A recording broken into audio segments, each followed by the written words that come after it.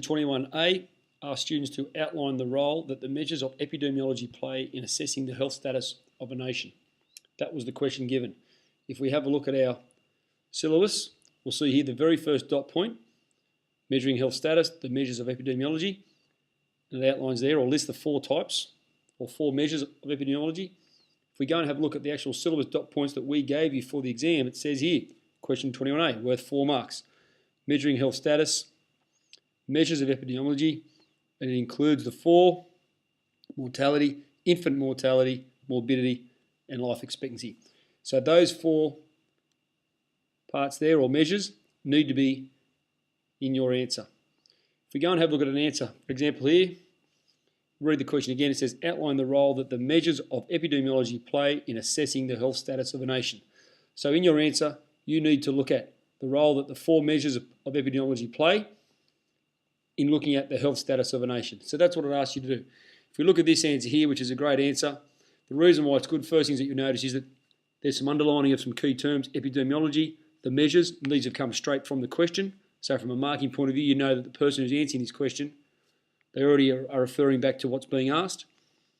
They've included the four measures. They've mentioned here first of all, and look at the important role that they play in assessing the health status of a nation. And then it breaks off into an actual example of each of them. So mortality refers to death. Statistics on mortality are called death rates.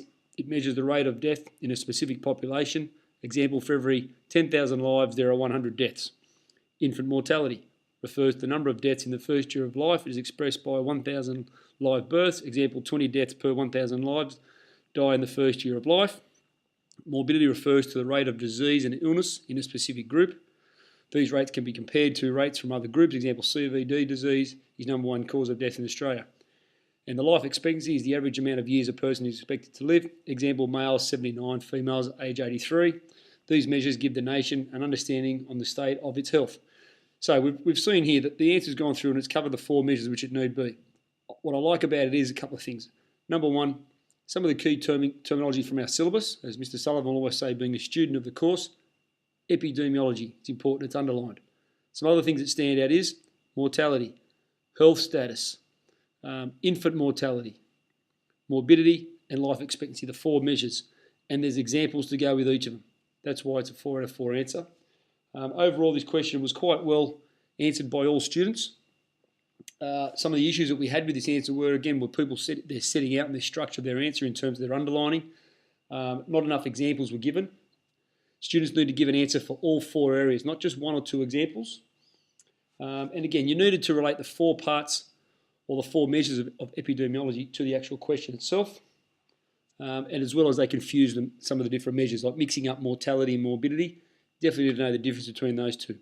Overall, it was quite a good question for most students.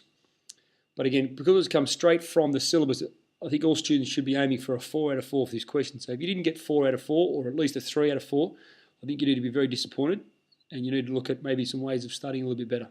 So that's the first question there, 21A.